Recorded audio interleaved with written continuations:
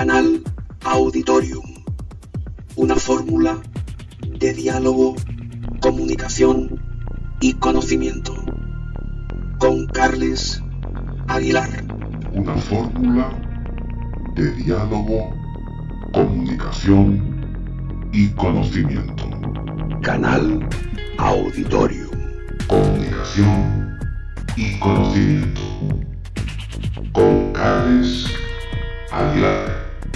Canal Auditorium. Una fórmula de diálogo, comunicación y conocimiento. Canal Auditorium. Canal Auditorium. Una fórmula de diálogo, comunicación y conocimiento. Con Carles Aguilar.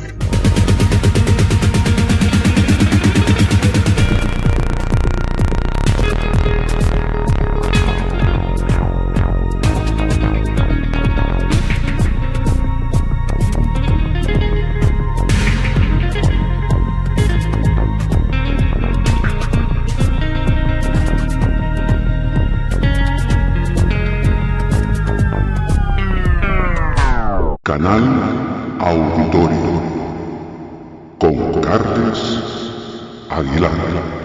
Vamos a empezar esta nueva edición aquí en Canal Auditorium saludando ya directamente a nuestro invitado, que es ni más ni menos que Iñaki Gabilondo. Iñaki, buenas tardes. Hola, ¿qué tal? Buenas tardes. Buenas tardes. Mira, si alguien en este momento o en cualquier otro momento consulta la Wikipedia y busca tu nombre, en la primera línea leerá lo siguiente: José Ignacio Gabilondo Pujol, San Sebastián, tal, más conocido como Iñaki Gabilondo, es un periodista español. ¿Como definición te parece suficiente? ¿Cómo te definirías tú? Bueno, en una línea, no sé, lo de más conocido... Sí. Por Iñaki me llama un poquito la atención porque yo siempre he sido Iñaki. Ya, por eso. Sí. Cuando nací, no parecía que era muy bien visto eso. Ajá. Y había que bautizarse con el nombre de José Ignacio, pero yo siempre me llamo Iñaki. Bueno, no sé cómo me definiría. Pues no lo sé. Me definiría como un periodista que ha tratado durante toda su vida de entender las cosas. Uh-huh. Que se ha movido básicamente por la curiosidad y el interés por entender, tratar de comprender las cosas y las personas.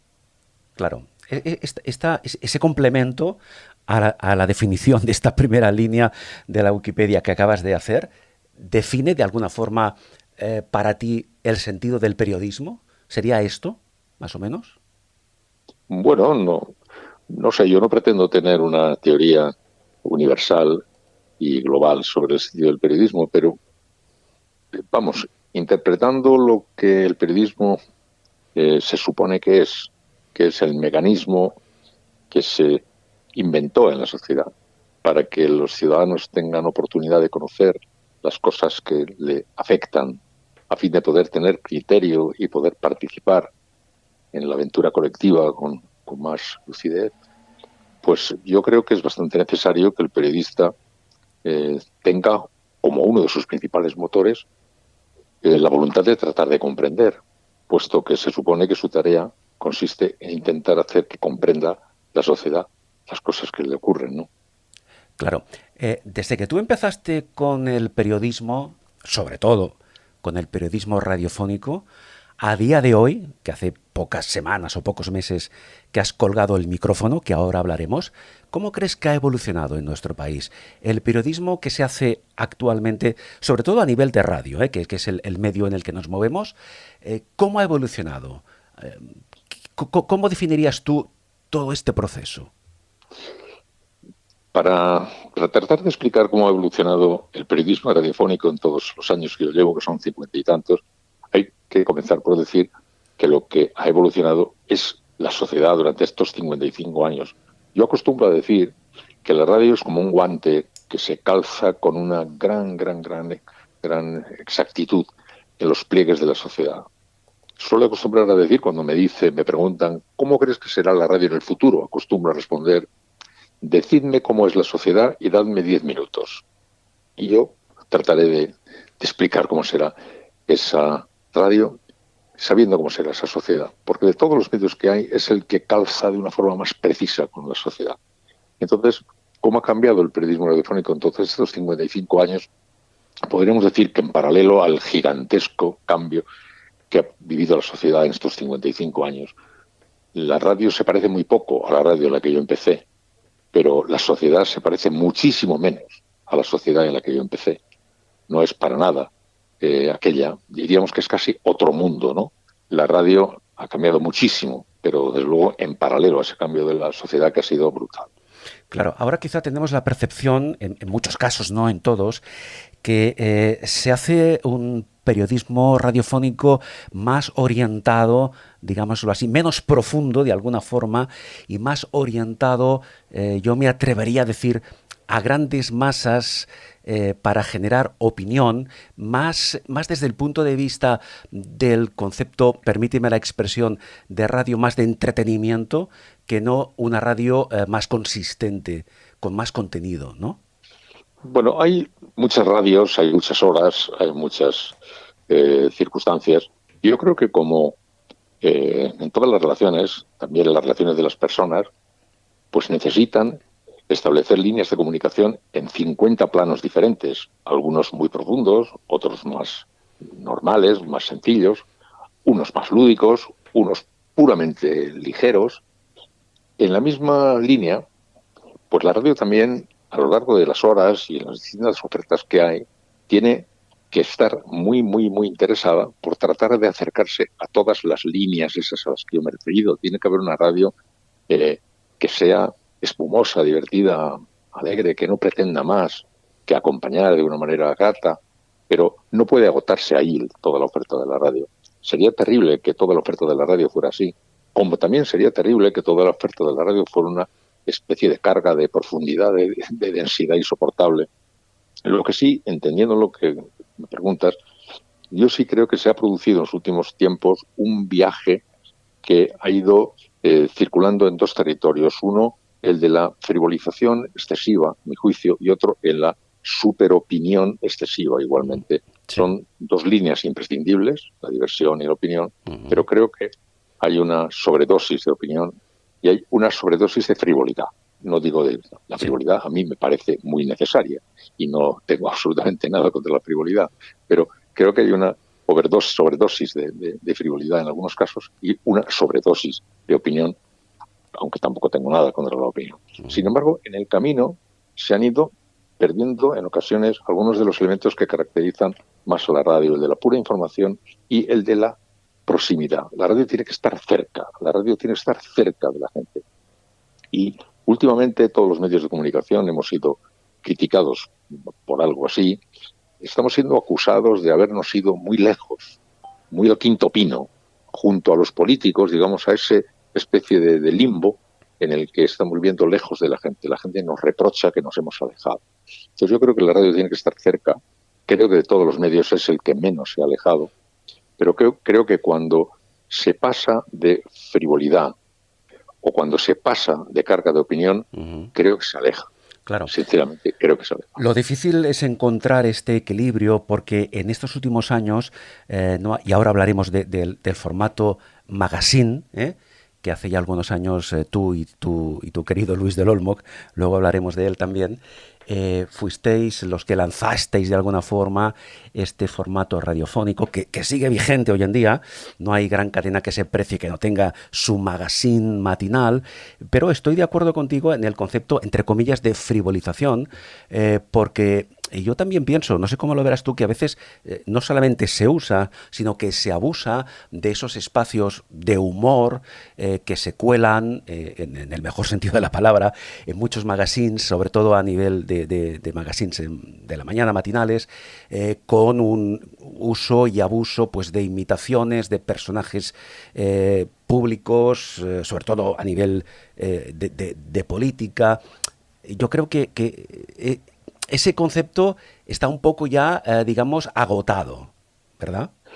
Bueno, no sé, como repito, como hay muchas radios y muchos programas y muchos profesionales y muchas profesionales, pues hay de todo. Entonces, claro, podemos encontrar sin dificultad ejemplos que no nos gusten y ejemplos que nos gusten Claro, también. sí, sí, sí. No, lo que sí creo es que como digo, hay una especie de doble línea. Por un lado, ese intento de frivolizar, que a mí me da un poco de rabia. Repito que me encanta la frivolidad, me parece que es imprescindible y que el ser humano necesita también sus Sí, cargas de compañía amena, espumosa, alegre, divertida y frívola, sin más pretensiones.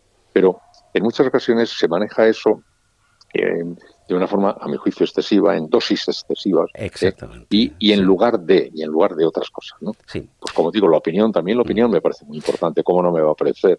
No, También sí. por eso que haya demasiada opinión, Sin ¿no? duda, y a veces Entonces, se tiene la percepción o la sensación, como oyente me refiero, de que se utilizan determinados recursos para cubrir un hueco, para llenar un tiempo. ¿sabes lo que pasa? La razón por la que hay mucha opinión en los periódicos y en la radio es una razón que se suele manejar muy poco. La razón por la que hay tanta opinión es que la opinión es muy barata. Esa es la razón fundamental. La información es muy cara y la opinión es muy barata. Entonces, es solo por eso, porque hay tanta opinión.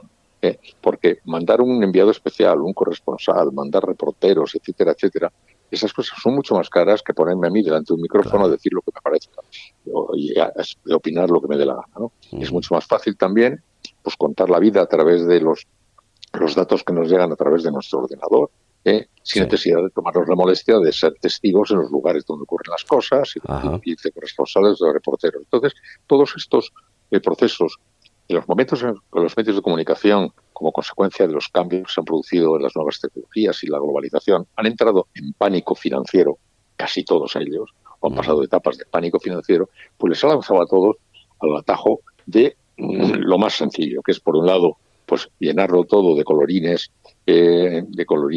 frívolos, o llenarlo todo de opiniones muy sesudas, haciendo que los temas más espesos y más complejos, pues en lugar de servirlos contando los hechos y dando información y ofreciendo la mejor información y la mayor calidad posible, pues ahorrándose las molestias de la gran información, que es muy cara, repito, y encomendando a 3 o 4 personas muy listas que resuelvan el tema haciendo pues un poco de opinión, ¿no? Entonces, como digo, que son todas consecuencias muy relacionadas, como digo, con la economía, con el ahorro, con los apuros económicos, con la búsqueda de salidas por los caminos más directos, lo que llegue más rápido a la gente. ¿Te has dado cuenta que ahora todos los medios manejan, como lo hacen, empezó Internet, pues, likes, ¿no? me gustas todos los medios, ¿no? Sí. Lo que más gusta, jugando, como digo, los atajos rápidos, lo que me gusta. Y entonces, eso está bien porque hay que intentar gustar. Pero los medios de comunicación de calidad tienen la obligación no solo de dar lo que el oyente quiere, sino lo que el oyente tiene derecho a saber. Entonces, a veces no es demasiado divertido lo que tiene derecho a saber. Así que es todo un juego de administrar en dosis razonables lo divertido, lo serio, la información, la opinión, etcétera. Y todos estos elementos están en la radio, están en toda la geografía de la radio, porque todo eso existe, pero con carácter más o menos general, panorámicamente, diría yo que hay un poco de demasiada opinión, sustituyendo a la información, que debería tener una proporción mayor, y luego hay demasiada frivolidad para en fin, que insisto en que sigue siendo necesaria, pero que yo creo que hay también una sobredosis de frivolidad. Entendido por frivolidad, no el juego más o menos divertido de hacer cosas piruetillas, cachondas de las cosas, no, sino plantear de manera banal y de manera muy, muy, muy ligera y muy simplona, insustanciales, que a veces son complicadas y que son interesantes e importantes y que las resolvemos pues con cintitas de colores, ¿no? Claro, has hecho referencia, entre comillas, a esos listillos que lo saben todo, esos personajes, esas personas, esos profesionales que aparecen en muchas tertulias radiofónicas, dictando en muchos casos sentencia, y que aparecen en una tertulia determinada. Por cierto, que formato de tertulia radiofónica, tú y Luis lo creasteis hace ya muchos años, pero sigue siendo vigente. Entonces, claro, escuchas un programa de una cadena determinada, una tertulia determinada, y esos mismos contertulios los escuchas media hora después o una hora más tarde en otra cadena radiofónica con argumentos similares. ¿Eso hace que pierdan, pregunto, cierta credibilidad o no? A eso me refería cuando hablaba de exceso. Exceso de minutos y exceso de repeticiones de personas que muy valiosas, que son muy interesantes, pero que también están prácticamente de escenario en escenario, Sí. repartiendo las cosas. Ese tipo de cosas son las que están dándole pues ese exceso al que yo me estaba refiriendo. Exactamente.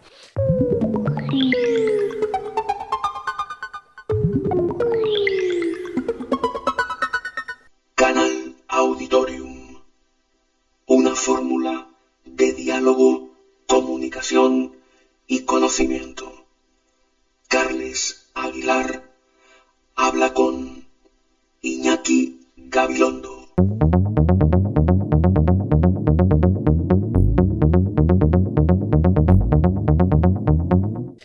Iñaki, cuando tú estabas iniciando tu trayectoria, por ejemplo, en Hoy por Hoy, ahora que hemos hablado de la globalización y de Internet, ¿te imaginas por un momento que hace 20, 30 años tú, al frente de tu programa en Hoy por Hoy, por ejemplo, hubieses tenido la posibilidad de trabajar con Internet? Hombre, no, date cuenta que cuando yo empecé a hacer Hoy por Hoy, lo primero que me resultaba inimaginable es que estuviera haciendo Hoy por Hoy. Claro. Porque toda mi carrera es una carrera al revés de la mayoría de las carreras de nuestra profesión.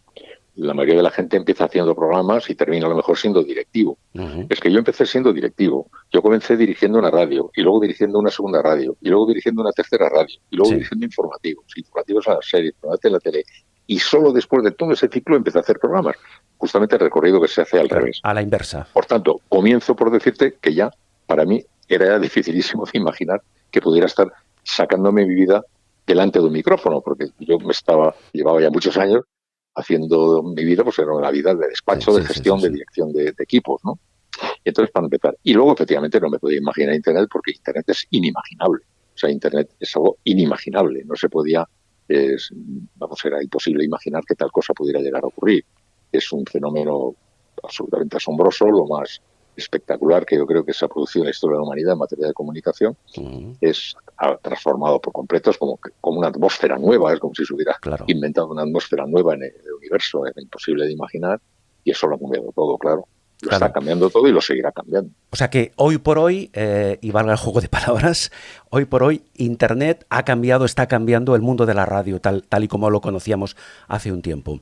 Pero bueno, que está cambiando el mundo, no el mundo de la radio. Claro, sí. El mundo de la radio también, pero está cambiando el mundo entero, está cambiando el mundo y las relaciones de los habitantes del mundo. Uh-huh. Iñaki, el otro día hablaba con Luis del Olmo, y en varios momentos de su entrevista se refirió a ti, vamos, como el maestro, ¿eh? textualmente. Nos tenemos un aprecio muy grande por una razón muy sencilla. Nosotros estamos trabajando en ciudades diferentes. Yo en Madrid, él en Barcelona. No teníamos amistad ni relación, ni nada de nada. O sea, estábamos compitiendo. Nos conocíamos, pero no teníamos ninguna especial relación. A nosotros nos fue uniendo mucho la circunstancia de estar viviendo juntos una aventura durísima que nadie podía mejor que nosotros entender respecto al otro. Es decir, era como dos corredores que están corriendo el maratón, y aunque estuvieran rivalizando para ver quién gana, pues estaban unidos por esa especie de circunstancia de que nadie podía conocer mejor que ellos, ¿no? Cómo se sufre el kilómetro 20, qué duro es el kilómetro 30, qué duro es esto. Entonces nos fue uniendo mucho la circunstancia de ser pues colegas trabajando durísimamente en un trabajo brutal de 7 horas o 6 horas diarias, etcétera, y nos fuimos todos respetando máximamente por eso. O sea, nadie podía entender mejor que yo el esfuerzo gigantesco que hacía Luis, y posiblemente nadie podía entender mejor que Luis el esfuerzo gigantesco que hacía yo, ¿no? Y nosotros, pues en lugar de utilizar nuestra rivalidad para ponernos a insultarnos y para llenarnos de basura, pues nos reconocimos siempre con mucho respeto, ¿no? Sí. En lo de la vida, pues sí, ha habido algunas pequeñas tensiones, pero que en general nosotros decidimos que nuestra competencia tiene que ser una competencia dura, fuerte, dura, pero en la que nunca nos fuéramos a perder el respeto, ¿no? Y entonces eso nos fue haciendo pues más próximos cada día. Luego, a medida que nos fuimos haciendo más mayores, empezamos a coincidir en muchas cosas, muchos actos, nos empezaron a dar incluso premios juntos, pues como pequeños representantes de una generación o de un tiempo, y fuimos ya estableciendo ya una relación más profunda y más personal. Pero si él dice que yo soy el maestro, yo me siento muy honrado porque diga eso, pero él desde luego es el primer maestro. porque el que rompió el dique, el que dibujó el modelo, el que diseñó el prototipo que los demás seguimos fue Luis. Claro. Luis fue el que, en una radio que tenía en la mañana pues los elementos de acompañamiento muy ligeros de los concursos y de cosas de esas, pues de pronto él, que tiene un olfato como nadie en la Tierra para detectar por dónde va el cambio social y cómo va cambiando, es como el Juan español, que se identifica mejor que nadie con el pensamiento del ciudadano medio de la sociedad, pues se dio cuenta que el cambio enorme que estaba produciendo en la sociedad y le empezó a dar a la mañana contenidos que nunca había tenido la mañana. La mañana nunca había tenido contenidos de corte social, político, etcétera, como antes, era más ligera. Era antes como no se podía dar información, etcétera. Entonces él fue el que dibujó el modelo y nosotros fuimos todos detrás del modelo. Por tanto, yo siempre he dicho que Luis es el hombre más importante que ha habido porque hizo esa gran transformación de la radio, de una radio que era muy popular, muy cálida y muy sencilla, pero que no tenía influencia y gran repercusión en los ambientes más cualificados de la sociedad. Eso, con la aparición de la posibilidad de informar, etcétera, pues fue una tarea en la que Luis jugó un papel ultra protagonista. Iñaki, durante esta época en la que compartisteis antena, sí, Luis con protagonistas, tú con Hoy por Hoy, digamos que Protagonistas era un formato informativo, pero más de entretenimiento, con un perfil más de entretenimiento, y el tuyo era un perfil más información, más social, más político, de alguna forma, ¿eh? Entonces, durante esta... Sí. Lo que pasa es que yo soy periodista y él no. Es que la cosa es que en este viaje en la radio yo tuve que ir haciendo poco a poco incursiones en el terreno de la animación, mientras él iba haciendo incursiones en la información. Él no era periodista y tuvo que familiarizarse con el mundo del periodismo, como yo, que si era periodista, tuve que familiarizarme con el mundo de la animación. Entonces fuimos haciendo una excursión así, que al final no ha sido más convergente. Se terminó pues entrevistando a los presidentes de gobierno, igual que podía estar haciendo yo, y yo terminé haciendo los elementos de animación de la mañana como las hacía él. Pero ya tenemos orígenes diferentes y formación diferente y todo eso es diferente, y nuestra historia ya ha sido diferente, ¿no? Claro. Hoy por hoy, bajo tu punto de vista, Iñaki, no es imprescindible, no es necesario, o sí, el hecho de que para ponerse delante de un micrófono, sobre todo en según qué perfiles de programas, necesariamente debas tener la formación de periodista. No, yo lo que creo es que tienes que tener formación. La formación de periodista es una formación muy importante que se puede subir a otra formación que puede proceder de cualquier otro sitio, puede proceder de cualquier otra actividad universitaria, incluso de una actividad no universitaria. Pero tiene que haber una base de formación, no necesariamente de periodista, aunque desde luego es bueno que sea después también posible incorporar todo ese valor del periodista, ¿no? Pero puede ser uno filósofo, geógrafo, matemático, músico o nada, sencillamente un señor con una gran voluntad de aprender y de conocer que entre en los territorios del periodismo también luego, ¿no? Sí, no sé, la clave es tener curiosidad, la clave es tener ganas de aprender, la gana de conocer las cosas lo mejor posible, de contarlas sin frivolizar, tratar de comprenderlas lo mejor posible, y para eso, pues las vías de acceso a esa posición son tantas como la vida misma, y no sería yo quien exigiera un determinado tipo de certificado, ¿no? Claro, porque Iñaki, seguramente tú habrás oído en más de una ocasión esta frase, que yo también he oído en determinados momentos, es que hoy en día cualquiera se pone delante de un micrófono.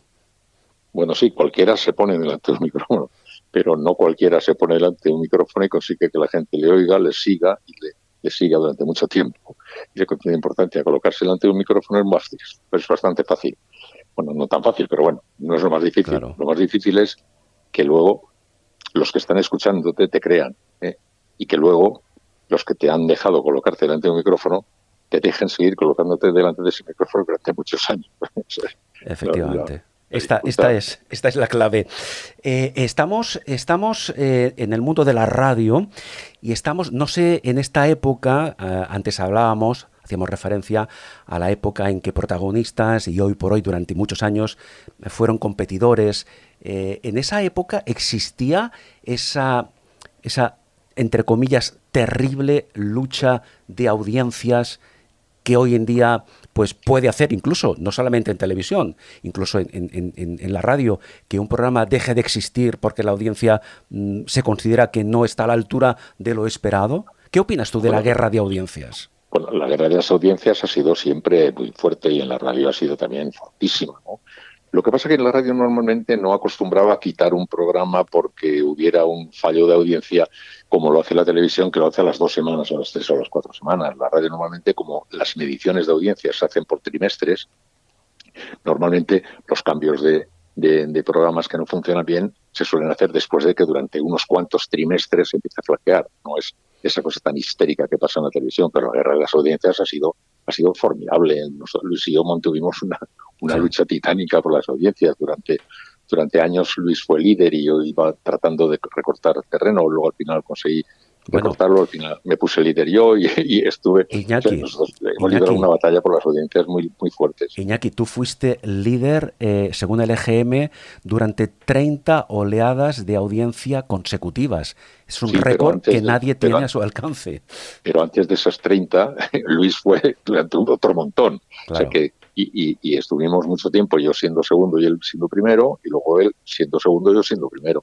Sí había una fuerte pelea por las audiencias, pero te repito, en la televisión el conteo se hace todos los días. Claro.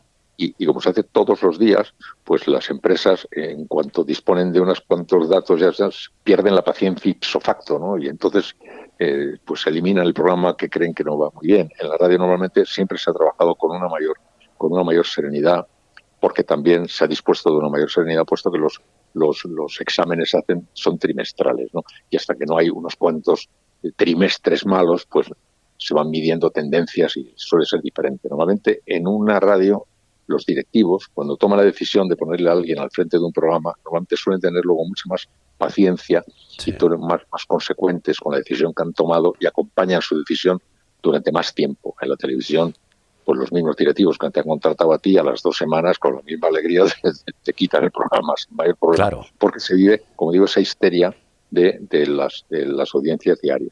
En la radio, evidentemente, no ocurre lo mismo, pero seguramente tú, durante tu trayectoria, habrás sido testigo de grandes programas con gran contenido, programas, en fin, con una gran proyección, que han desaparecido de las ondas precisamente porque la audiencia no ha alcanzado el nivel previsto.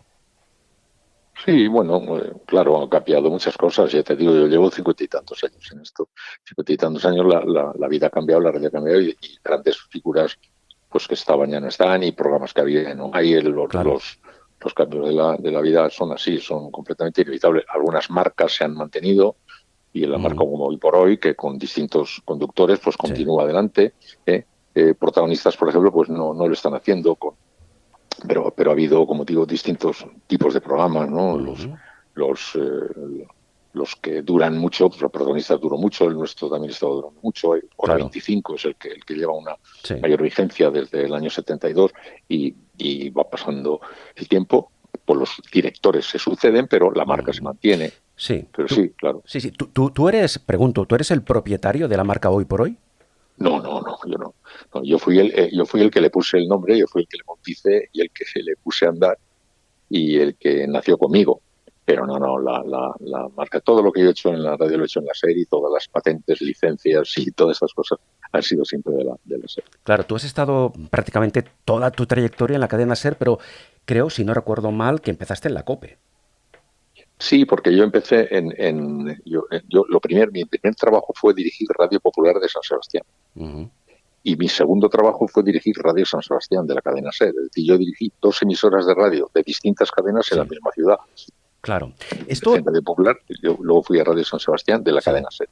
Luego a Radio Sevilla de la cadena SER, sí. Claro. Mi primer trabajo fue ese, el que me contrataron para dirigir. Es que es curioso, mi primer sueldo fue de director. Sí, no, eso te iba a preguntar porque hoy en día es impensable. Es decir, cuando alguien quiere empezar en la radio, como tú decías antes, empieza desde cero. Claro. Sí, pero las circunstancias son estas. Date cuenta que la radio no tenía información y las radios no tenían periodistas. Las radios esperaban que llegara un día que el régimen cambiara y la dictadura desapareciera y España fuera como Francia, como Alemania, como Bélgica, como Holanda, donde las radios sí tenían información. Las radios nuestras no tenían información todavía y no la tuvieron hasta el año 77. Legalmente se iban colando desde años atrás ya por los caminos y los secundarios. Entonces las radios no tenían eso, pero en previsión, porque ya durante bastantes años antes de que la dictadura cayera, se estaba pues olfateando que iba a cambiar y se estaba olfateando que iba a caer y se estaba esperando que cambiara y se estaban haciendo planes para cuando cambiara. Y entonces, en Radio Popular de San Sebastián, yo soy de San Sebastián, pues había un director que se retiró, un director mayor que se retiró, y entonces buscaron un nuevo director. Y entonces ya en previsión al tiempo nuevo que estaban imaginando que no podría tardar y tal, pues dijeron, vamos a buscar un chico joven que sea periodista y que sea, si puede ser de por aquí, que conozca aquello. Que no había mucha gente que fuera periodista. Entonces, así empecé, fue mi primer trabajo. Y luego cuando empecé en Radio Popular, pues por lo visto no lo debía hacer muy mal, porque la competencia, que la cadena SER, me fichó ipso facto, me sacó de allí. Desde entonces a día de hoy. Tú has estado también trabajando durante muchos años en televisión. Sí, bueno, lo que pasa es que yo he estado siempre en la SER. O sea, sí. yo he estado siempre en la SER, pero he estado haciendo al tiempo cosas también de televisión, salvo un momento en el que dejé la SER para irme a dirigir los informativos de Televisión Española, que era la única televisión que había, y que en el año 80 me ofrecieron dirigir los informativos, pues era el puesto periodístico más relevante posible, o sea, el puesto de director de informativos de la única televisión que había. Y en esos meses, porque solo estuve unos cuantos meses, dejé la radio. Pero el resto de las cosas que he hecho en televisión, que he hecho muchas, han sido siempre al tiempo que hacía la radio. O sea, yo hacía el por hoy y hacía otras cosas, hacía siempre la radio. Eso es difícil compatibilizar. Precisamente, Luis, ya sabes que es un enamorado de la radio, igual que tú, pero él me decía, yo es que televisión a mí no me dice nada. Luis nunca ha hecho televisión, incluso teniendo alguna oferta que tuvo en su momento, él siempre comenta que él es un animal de radio y que a él la radio le ha llenado la vida completamente y que jamás se planteó dejar este medio. Yo, en tu caso, pienso que compatibilizar, como acabas de decir, un programa de radio de la magnitud de Hoy por Hoy con la televisión, realmente, los que conocemos un poco el medio, porque son perfiles diferentes, porque son escenarios diferentes, porque es una forma de conducirse distinta, ¿esto no te ha dado más de un quebradero de cabeza? Bueno, me han dado 40 quebraderos de cabeza, pero yo siempre he tenido muy claro en mí, o sea, mis cualidades o las que tenga, son de hombre de radio. O sea, lo que yo sé hacer es radio, bien, mal o regular, pero eso es lo que yo sé hacer. Y luego he estado haciendo también televisión, lo mejor que he podido, me han ido ofreciendo cosas, me han podido interesar, en ocasiones he creído que era posible compatibilizarlas, pues bueno, he tenido una capacidad de trabajo muy fuerte y lo he ido haciendo, pero yo suelo decir que yo soy, lo mío es la radio, es como si una persona fuera pianista y hubiera tocado también el violín, y diría, pues bueno, he aprendido también a tocar un poco el violín, pero bueno, en el violín soy, bueno, regular, pero yo lo que creo que sé hacer es tocar el piano. Bueno, pues es lo que digo, lo que yo creo que sé hacer es tocar, o sea, creo que hacer la radio. Y luego he hecho mucha televisión, porque te digo, son muchos años de carrera, te da tiempo a hacer muchas cosas. Claro. Pero lo mío es la radio, y yo, hombre de radio me considero, y siempre creo que es el rasgo mío que me define como profesional. Por supuesto. Iñaki Gabilondo es uno de los periodistas españoles más premiados. Yo tengo aquí delante tu lista de premios, de galardones. Es increíble, es una lista, yo creo que, además de increíble, irrepetible. Para ti como profesional, todos estos premios, no los voy a enumerar porque la lista es muy larga, para ti realmente, ¿qué han significado? Es decir, ¿un profesional se valora por la lista de premios o por los galardones obtenidos, o se valora más por las audiencias, como antes decíamos, por la gente que sigue su programa? Pues no sé, se valora sobre todo por la gente que sigue tu programa, pero ¿sabes lo que pasa? Que yo en todo ese montón de premios que tengo, como de Luis, etcétera, nosotros somos muy conscientes que nos ha caído ese montón enorme de premios porque ha sido porque la radio vivió durante nuestra generación, y con motivo también nosotros estando en la primera línea de la radio, el cambio más formidable que ha vivido ningún medio de comunicación en España. Pues Europa entera lo ha reconocido así, se ha señalado, nosotros tenemos un premio de la UNESCO, ¿no? porque la radio, como digo, no daba información y era un medio muy popular, tenía enorme éxito popular, etcétera, pero no tenía ninguna influencia política, ni social, ni en el mundo intelectual, ni nada de nada, ¿no? Entonces, la radio ha hecho un viaje impresionante para seguir teniendo el valor de medio cálido y popular, pero al mismo tiempo sería un medio que tiene referencia de influencia en la política, en el mundo económico, etcétera, etcétera. Ese viaje que ha hecho la radio, como consecuencia de la libertad de información del 77, es un viaje absolutamente espectacular. Y como es un viaje muy espectacular, entonces pues empezaron a llover los premios, y entonces Luis y yo éramos un poco como los representantes de esa generación que estaba en ese momento pues haciendo ese viaje, ¿no? Haciendo ese gran viaje. Entonces nosotros hemos recibido un montón de premios bastante extraordinaria y desde luego mucho menos relacionada con nuestro mérito personal, aunque también pueda haber algo de eso, pero sobre todo con el reconocimiento que estaba insistentemente recibiendo la radio por su viaje, ¿no? Es que nadie hubiera podido imaginar en el año 77, 78, 80, 82 que de pronto la radio fuera un medio que tuviera la influencia que tiene en el terreno de la política, en el terreno de todos los ambientes. Hace 30 años eso no era para nada así, era un medio popular, era un medio sencillo que no tenía ninguna influencia en esos capítulos. Y ese viaje tan grande que hizo, tan espectacular, fue el que fue reconocido y empezó a recibir reconocimientos de todos los sitios, ¿no? Y nos fueron cayendo a nosotros porque nos pilló a nosotros en el escenario. Entonces, sí, sí.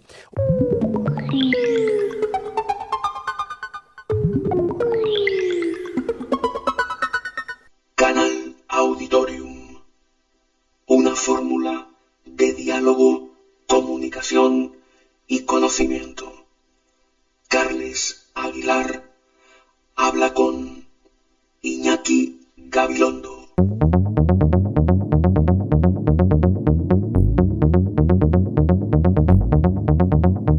Hubo una época en la que tanto Luis como tú compartisteis una época más oscura, más no sé cómo definirla, de más riesgo, compartisteis amenazas de ETA.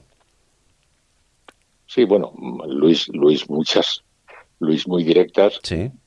A mí nunca me ha gustado hacer mucha alusión a eso, pero sí, yo también tengo esa experiencia, pero no como Luis, porque Luis fue perseguido de forma contumaz e insistente y no está vivo de milagro, porque exactamente, porque sí. Estuvo muy cerca, muy encima y muy insistentemente a quienes estaban totalmente decididos a matarlo. Efectivamente. Sí, yo también tuve mis experiencias, no de esa intensidad. Sí. Pero sí, estábamos metidos, tenemos la diana puesta. Claro. Entonces, no, simplemente un comentario breve sobre este tema. Claro, tú, Luis también, evidentemente, tú en esa época llevabas escolta, entiendo. Sí, claro. Claro. Sí.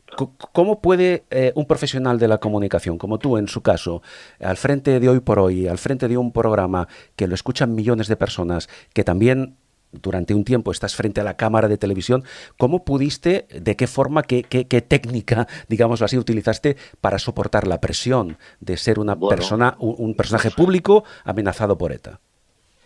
Bueno, había muchísima gente en España, personajes públicos más conocidos y menos conocidos que vivían así, o sea, no tienen... Claro, pero no se ponían... Por desgracia no era muy divertido. Claro, a mí de todas maneras me resultaba profundamente terrible por la circunstancia de que yo soy vasco, que yo pasaba en mi tierra con paisanos míos, ¿no? Esto me tenía totalmente desolado, me hacía un daño brutal, mucho más daño que el temor a que me pasara algo. ¿Por qué? Porque en esa atmósfera en la que vivimos durante aquellos años, muchísimas personas sabían en España que estaban sujetas al riesgo, ¿no? Sí. De todos los oficios. Claro, pero no tenían que ponerse delante de un micrófono 5 horas cada día. Bueno, no, pero tenían que ponerse delante de otras cosas, ¿no? Claro. Cada uno tenía su oficio, su actividad, y unos eran guardias civiles, y otros eran tenderos, y otro era camionero, y otro estaba de funcionario de prisiones, y cada uno tenían que ir por la mañana a su trabajo y vérselas con su vida cotidiana, ¿no? Claro. Iñaki, brevemente, vamos a hablar un poco del momento en que tú hace pocas semanas, como quien dice, decides dejar de forma activa el mundo de la radio. Yo entiendo que la pregunta estos últimos días te la habrán hecho varias veces, pero ¿qué te motiva a dejar la radio cuando tú sigues estando perfectamente capacitado a todos los niveles para continuar un tiempo más? Bueno, yo llevaba ya un par de años diciéndole a la SER que quería dejarlo, ¿eh? O sea, no es algo que haya ocurrido hace 10 minutos, ni como consecuencia de nada muy concreto, sino que yo ya tenía la impresión de que estaba ya bien, que ya había dado suficiente la tabarra, que ya había dicho todo lo que tenía que decir 70 veces y me estaba empezando a resultar pues es necesario, que hay que hacerse a un lado, que hay otras gentes que vienen y yo ya iba haciendo ya claramente muy mayor y que ya no veía yo mucha justificación para seguir ahí ocupando un espacio que tenía que ocupar otras voces. Ya se escuchó muchas veces, yo llevaba ya bastante tiempo diciendo eso. La SER siempre me ha otorgado una gran confianza y en fin, me confiaba mucho en mí y siempre me insistía en que sea. Yo he ido durante los 2 últimos años siguiendo un poco porque la SER me la ha ido pidiendo, pero yo hacía ya 2 años que lo quería dejar. Y luego, en estos motivos por los que uno lo deja, pues están los que te acabo de contar, que son básicamente los fundamentales. Pero no te oculto, y tampoco lo he ocultado, que también me ha empujado más a quitarme un poquitín del medio, pues esta especie de empacho que yo iba teniendo cada día más por la brutal radicalización de la vida pública y la vida política y el enconamiento perpetuo que cuando se va haciendo mayor, pues le apetece un poco salirse del cuadrilátero, no estar todo el santo día metido ahí, ¿no? Y muy decepcionado por la dificultad que tiene, parece, la vida pública de racionalizar un poco las cosas, ¿no? Y anda siempre a los extremos, cada día más radical, más brutal.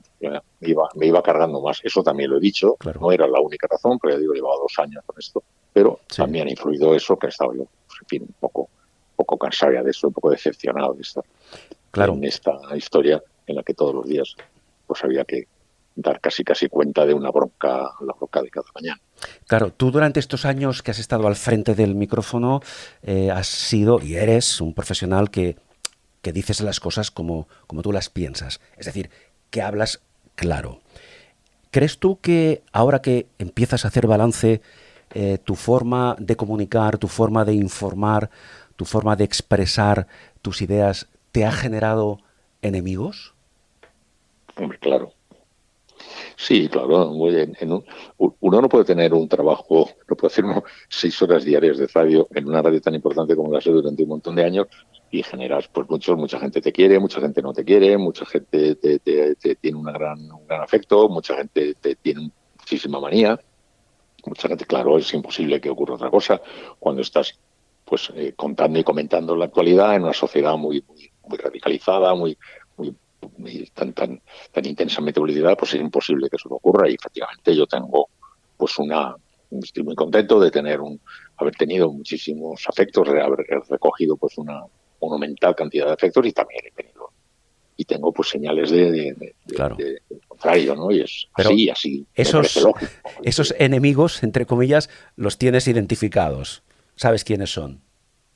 Sí, bueno, claro, los tengo bastante identificados, así, pero bueno, claro, no quiero.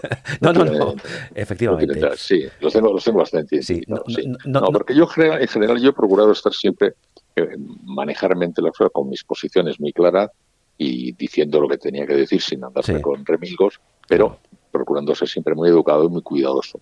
Solamente yo me saqué el tono de sitio y no me gustó hacerlo, pero me pareció. La circunstancia fue con motivo de la guerra de Irak y reconozco que estuve muy duro, fuerte y tal. Pero en general no he sido un hombre de grandes violencias verbales, ¿no? Pero sí que he sido duro en muchas ocasiones y esto en las disputas políticas que se han vivido en este país, pues claro, te dan los afectos de unos y las hostilidades de otros.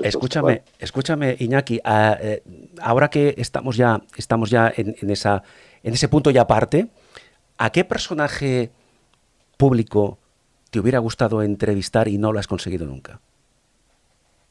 Hombre, yo creo que como a muchísimas personas de este país nos hubiera gustado muchísimo entrevistar a Juan Carlos. Ahora más todavía. Claro. Pero sí, durante muchos años por unas razones y durante otros años por otras. Por ejemplo, no hubiera podido también ser otras personas, ¿no? Pero me hubiera gustado en España pues haber podido entrevistar a Juan Claro. Carlos. ¿Pero lo intentaste alguna vez? Bueno, sí, vamos a intentarlo. O sea, todos estábamos más o menos ahí haciendo gestiones para intentarlo, pues sabíamos que no era así. Estas cosas, pues normalmente no suelen producirse por el procedimiento de que llamas y te contestan. Normalmente tú Claro. estás en oferta y te atienden cuando quieren que Sí. es el momento de atenderte, ¿no? Fíjate, vamos a hacer un poco de ficción. Imagínate que el rey emérito vuelve a España y te ofrecen la posibilidad de entrevistarle. ¿Volverías a la radio para hacer Pues una sí, entrevista con... sí, ¿Sí? inmediatamente. ¿Sí? Bien, pues hacemos este llamamiento. A ver si a alguien se le ocurre la idea y volvemos a escuchar a Iñaki entrevistando a Rey Emérito. ¿Eh? No, veo que no te lo has pensado ni un segundo, ¿eh? No, claro, es que es tal como están las cosas, lo que significa y lo que ha significado y lo que ha significado en nuestra historia, en la vida de España, en la vida de nuestra propia vida profesional y personal, etcétera, y todo lo que está ocurriendo ahora. Sí, volvería encantado. Claro. Oye, Iñaki, hablemos de la hora, del presente. Ya has dejado la radio, ya no tienes que estar pendiente de la forma que estabas antes, de los contenidos, de los guiones, de la actualidad informativa, etcétera. ¿Cómo es un día normal ahora mismo en Y tu casa? intensísimo, porque tengo muchísimas cosas que hacer. Estoy haciendo cosas en Movistar Plus. Estoy preparando un programa dos programas de 1 hora sobre el futuro de las religiones. He puesto muchas cosas. Estuve el otro día en Valladolid dando una conferencia en el Congreso Internacional de Periodismo. Tengo muchas cosas, muchas. O sea que has Tantas. dejado la radio, pero sigues activo al 100%. No, hombre, están surgiendo cosas que normalmente vas quitándote poco a poco de encima para tener cada día más calma, pero sigue habiendo muchas cosas, hay actos, cosas a las que tienes que ir, Claro, acontecimientos a los que tienes que ir, cursos que en los que estás comprometido desde antes, claro. y eso no se corta una mañana, eso poco a poco irá menos y irá menguando, y una vez que ya te quitas de la radio, es un poco el escaparate que te mantiene más o menos en notoriedad, sí. Pues eso ya se evapora solo en muy poco tiempo, o sea que... Claro. La última pregunta, Iñaki. La radio sigue siendo el medio de comunicación más creíble, ¿estamos de acuerdo? Para mí sí. Correcto. A pesar de todo, a pesar de los infinitos canales de televisión que tenemos, a pesar de Internet incluso, a pesar de las redes sociales, la radio sigue viva, no sé si decir más viva que nunca, y por suerte tenemos a las nuevas generaciones de periodistas o no que van a dedicarse al mundo de la radio, que les atrae, que para ellos es realmente una pasión, porque hay que tener ese sentimiento dentro, pienso yo, para dedicarse al mundo de la radio en estos tiempos tan complicados. ¿Qué mensaje, qué reflexión, y con esto concluimos, das tú a aquellos futuros profesionales de la radio que están ahora formándose de alguna forma? Bueno, yo les diría que mantengan la esperanza, porque ahora todos los agoreros anuncian el final de todo y que como consecuencia de todas las señales que llegan a través de todas las redes sociales ya no va a hacer falta el periodismo ni la comunicación, la radio está cambiando, etcétera. No, yo creo que tienen que mantener la esperanza y tienen que prepararse bien para afrontar una gran cantidad de cambios, porque va a haber cambios enormes en todas las estructuras de las empresas que constituyen ahora mismo el sustento, la arquitectura que sostiene la profesión, pues eso cambiará. No sabemos en qué sentido, cambiará la tecnología, toda la juguetería tecnológica que ahora hay, pues dentro de muy poco estará ya obsoleta y será sustituida por otra juguetería. Va a tener que enfrentarse a cambios de todo tipo en una sociedad que va transformándose a una velocidad pero meteórica. Entonces, tiene que ser consciente de que le aguardan tiempos de mucha agitación, en la que se van a modificar muchas de las cosas que forman parte de su rutina, de trabajo, de sus estilos, etcétera, pero que la actividad continuará. La actividad siempre continuará, y que tendrá, por tanto, el que quiera dedicarse a ella, ser consciente de que, además de que aprenda las cosas de la coyuntura, pues no viva para la coyuntura. Hay que vivir en la coyuntura, pero no para la coyuntura. Que aprenda la tecnología que la coyuntura exige, que aprenda todas las cosas que la coyuntura demanda, pero que se prepare para algo más allá de la coyuntura, para hacer un trabajo que le exija cada día una mayor formación, una mayor preocupación por entender, por leer, por viajar, por curiosear, por saber qué pasa, por tener criterios sobre las cosas, prepararse lo mejor posible y tratar de conocer mejor las cosas. Pues aquí lo dejamos, Iñaki. Yo no tengo nada más que añadir, simplemente que para mí ha sido un honor, un placer que nos hayas dedicado una parte de tu tiempo. Sé que estás, como has dicho, muy atareado, que tienes todavía muchos compromisos pendientes por resolver y acabamos como empezamos. Hemos hablado con José Ignacio Gabilondo Pujol, más conocido como Iñaki Gabilondo, que es ni más ni menos que un periodista español. Muchísimas gracias, Iñaki. Muchísimas gracias a ti y un saludo a todos que nos escuchan. Canal Auditorium. Una fórmula de diálogo, comunicación y conocimiento. Con Carles Aguilar. Una fórmula de diálogo, comunicación y conocimiento. Canal Auditorium. Comunicación y conocimiento. Con Carles Aguilar. Canal Auditorium. Una fórmula de diálogo, comunicación y conocimiento. Canal Auditorium. Canal Auditorium. Una fórmula de diálogo, comunicación y conocimiento. Con Carles Aguilar.